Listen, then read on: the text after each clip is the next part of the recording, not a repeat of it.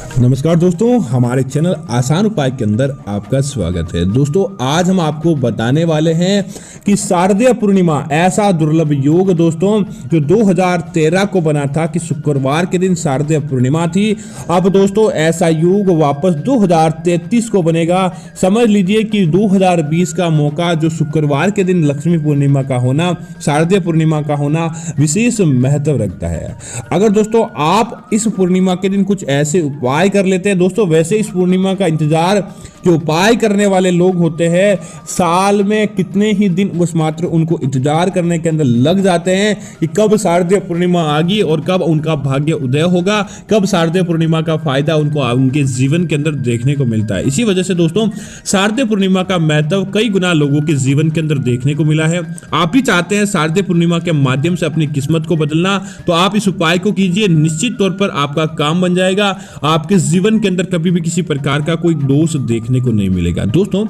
भगवान श्री कृष्ण साक्षात शारदीय पूर्णिमा की ठंडी रात के अंदर चंद्रमा की रोशनी के अंदर गोपियों के साथ रास लीला आदि करते थे। और साथ ही साथ शारदीय पूर्णिमा के दिन दोस्तों कई लोगों ने भगवान का और माता लक्ष्मी का आशीर्वाद लिया है। इस ठंडी रात के दिन अमृत बरसता है, क्योंकि दोस्तों इस दिन साक्षात माता लक्ष्मी का पार्वतीय जन्म स्थल माना जाता है, जन्म दिवस माना जाता है, क्योंकि समुद्र मंथन इसी दिन हुआ था और इसी दिन माता लक्ष्मी का उद्गम एक कलश के साथ हुआ था जिसके अंदर अमृत था। अर्थात इस रात्रि को दोस्तों कोई अमृतता का वरदान ले लेता है, उसके जीवन के अंदर कभी भी किसी प्रकार का कोई दोष नहीं आता है। तो बात करते हैं दोस्तों मोर पंख का ऐसा उपाय जो कि आपको 4-5 उपाय बताएंगे। आप कोई भी एक उपाय कर लीजिए दोस्तों, आपके घर परिवार के अंदर अपने आप ही धन के मामलों के अंदर बरकत देखने को मिल जाएगी। आपकी किस्मत पलट जाएगी दोस्तों इस शारदीय नवरात्रि के दिन। दोस्तों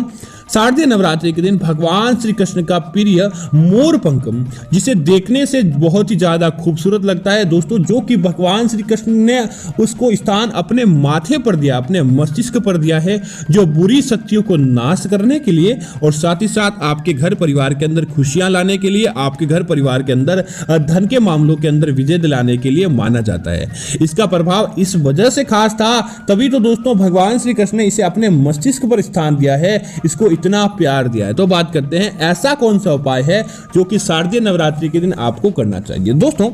अगर आपके ग्रह अशुभ प्रभाव के अंदर चल रहे हैं, जिसकी वजह से आपकी कुंडली आपका साथ नहीं दे रही है, आपका किस्मत आपका साथ नहीं दे रही है, बनते बिगड़ते काम हो जाते हैं, कामों के अंदर रुकावट होना, ग्रह स्थिति अच्छी नहीं होना, जिसकी वजह से धन नहीं आना, विवाह नहीं होना, ऐसा काम बन रहा है, तब आप क्या करें, इस पूर्णिमा के दिन ग्रहों के अशुभ प्रभाव को बचने के लिए मोर पंख 21 बार आप अपने ग्रहों का नाम लिखें, अपने ग्रह स्वामी का नाम बोले और ग्रह स्वामी का मंत्र बोलकर इस पूर्णिमा की रात्रि को इस पर पानी के छींटे दें। इसके बाद आप क्या करें, इसे कहीं ऐसे स्थान पर रख दें जहां यह दिखाई न दे। उसके बाद सीधा आप अगली पूर्णिमा के दिन इसे निकालकर किसी पीपल के नीचे विसर्जित कर दें। दोस्तों, निश्चित तौर पर आपके ग्रह आपके अनुसार काम करेंगे, आपके ग्रह आपकी किस्मत बदलने का काम करेंगे और साथ ही साथ आपके जीवन के अंदर किसी भी प्रकार का कोई दुख दारुण्य नहीं रहता है। इसी तरह दोस्तों,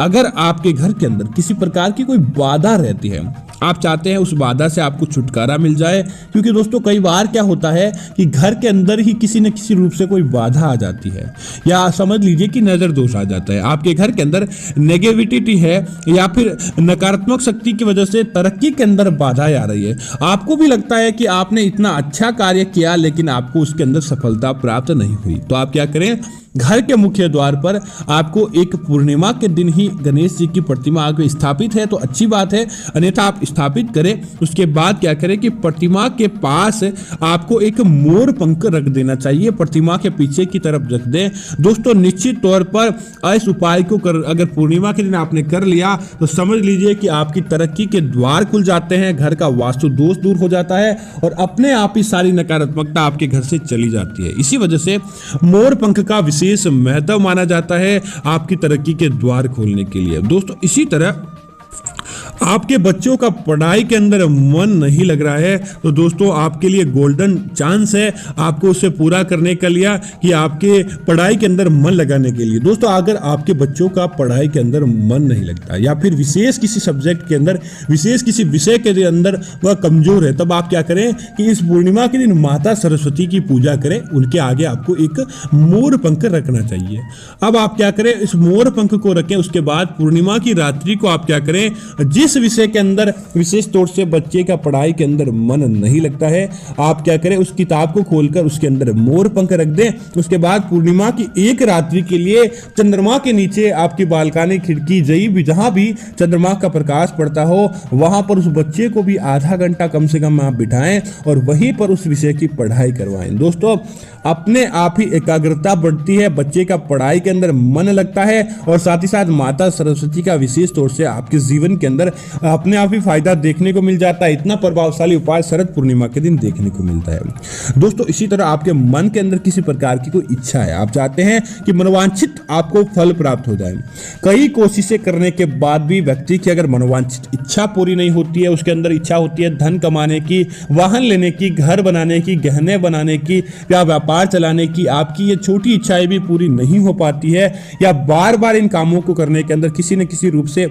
अड़चने आ रही है, तो आप क्या करें कि राधा कृष्ण के मंदिर में जाकर आपको रोजाना एक मोर पंख जरूर चढ़ाना चाहिए। आपको इसी के साथ ही इसकी शुरुआत आपको इस शरद पूर्णिमा के दिन करनी चाहिए। आप क्या करें, इस शरद पूर्णिमा के पहले ही दिन आप इस दिन आप रात्रि के समय हो, दिन के समय हो या इसका अगले दिन हो, आप क्या करें एक मोर पंख ले और आप मोर पंख को चढ़ा दे। उसके बाद प्रत्येक पूर्णिमा को आपको नियम कर लेना चाहिए कि राधा कृष्ण के मंदिर के अंदर जाकर आपको मोर पंख चढ़ाना है, भगवान श्री कृष्ण के मंत्रों का जाप करना, ओम क्लीं कृष्णाय नमो नमः, इस मंत्र का भी आप जाप करें। उसके बाद आप देखेंगे कि अपने आप ही आपकी वो आपको इच्छा जरूर आपको मोर पंख चढ़ाने के बाद बोलनी है। निश्चित तौर पर दोस्तों आपकी वह इच्छा पूरी होने लगती है, आपको आपके कार्यों के अंदर समस्याएं जो आ रही थी वह अपने आप ही टल जाती है और आपको आपके जीवन के अंदर तरक्की देखने को मिलती है। दोस्तों कई बार क्या होता है कि हमें अपने कार्यों के अंदर अपने ही किसी व्यक्ति के द्वारा टोका जाता है या फिर हमारे इतने ज्यादा दुश्मन हो जाते हैं जिनकी वजह से हम दुखी हो जाते हैं,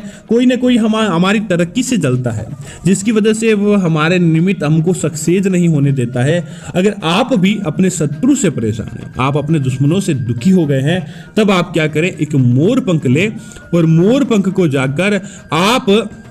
इस पूर्णिमा के दिन आप क्या करें, इस मोर पंख को एक शारदीय नवरात्रि की शारदीय पूर्णिमा की आपको क्या करना चाहिए कि आपको रात्रि के समय एक मोर पंख को अपने घर की छत पर आपको छोड़ देना चाहिए। इसे छोड़ दें, उसके बाद आप क्या करें, अपने मस्तिष्क पर आपको सिंदूर लगाना चाहिए और इस मोर पंख को अपने हाथ में लेकर आप शत्रु का नाम आदि ले और कहे कि मेरा ये शत्रु इससे किसी प्रकार का नुकसान तो ना पहुंचे, बस आप इस शत्रु को मेरा मित्र बना दे। दोस्तों निश्चित तौर पर वह शत्रु आपके सामने आता है और आपको किसी न किसी रूप से फायदा ही दिलवाता है, कभी भी आपके बारे में गलत नहीं सोचता है और इस शारदीय अपने पूर्णिमा के दिन से ही आपको उसका प्रभाव दिखता है। उसके बाद आप क्या करें कि सुबह बिना मुंह धोए ही आप इस मोर पंख को अपने पास ले जाएं और मोर पंख को इस पूर्णिमा के अगले दिन बहते हुए पानी में जमीन के अंदर गड्ढा खोदकर या पीपल के नीचे रख दे। शत्रु आपका मित्र बन जाता है, आपके परिवार के अंदर किसी न किसी रूप से वह व्यक्ति आपको फायदा दिलवाता है और साथ ही साथ आपके जीवन भर आपको खुशियां प्राप्त होती है। दोस्तों इसी तरह अगर आपका विवाह नहीं हुआ है, आप चाहते हैं कि आपका विवाह हो या फिर पति पत्नी के मध्य अनबन चल रही है पिछले काफी समय से और आप चाहते हैं कि आपके जीवन के अंदर किसी न किसी रूप से छुटकारा मिल जाए, तो दोस्तों आपको क्या करना चाहिए, इस शारदीय नवरात्रि की रात्रि को आप एक काम करें, एक मोर पंख ले और उस मोर पंख को लेकर आपको शारदीय नवरात्रि के दिन पूजा करनी चाहिए भगवान विष्णु के आगे बैठकर और साथ ही साथ माता लक्ष्मी के जोड़े के अंदर करें ताकि उनका प्रभाव आपके जीवन के अंदर देखने को मिले। उसके बाद आप क्या करें, उस मोर पंख को शारदीय नवरात्रि की रात को अपने घर की छत पर रख लें और घर की छत पर रखते हुए इस मंत्र को अपने हाथ में ले और एक मंत्र का जाप करें, ओम क्लीं राधा कृष्णाय नमो नमः, ओम क्लीं राधा कृष्णाय नमो नमः। यह वैवाहिक सुख प्राप्त करने के लिए और साथ ही साथ वैवाहिक जीवन के अंदर अच्छी खुशियां लाने के लिए इस मंत्र का जाप 21 बार मोर पंख को अपने हाथ के अंदर लेकर ही करें। उसके बाद उस रात्रि के लिए मोर पंख को अपने घर की छत या बालकनी में जहां सूर्य की अपने चंद्रमा की की रोशनी आती हो, सूर्य की नहीं, चंद्रमा की रोशनी आती हो आपको, वहीं पर आपको इसे छोड़ देना चाहिए। उसके बाद क्या करें, अपने बेडरूम में लाकर आपको किसी ऊंचे स्थान पर रख देना चाहिए, जहां से उस मोर पंख के ऊपर पति पत्नी की नजर हमेशा के लिए पड़ी रहे। दोस्तों निश्चित तौर पर आपका काम बन जाएगा। ये शारदीय पूर्णिमा आपको इतना फायदा देगी कि आप समझ लीजिए कि आपके जीवन भर पति पत्नी के मध्य प्रेम बना रहता है और किसी न किसी रूप से आपका काम बन जाता है, आपके कामों के अंदर विजय की प्राप्ति होती है और सदैव आपके जीवन के अंदर खुश ऐश्वर्य आता रहता है। तो दोस्तों उम्मीद है कि यह जानकारी आपको अच्छी लगी होगी। इस प्रकार की और जानकारी देखने के लिए आप हमारे चैनल को सब्सक्राइब करें और साथ ही साथ आप हमारे वीडियो को लाइक और शेयर जरूर करें, ताकि ऐसी जानकारी आपको मिलती रहे। धन्यवाद मित्रों, जय श्री राम मित्रों।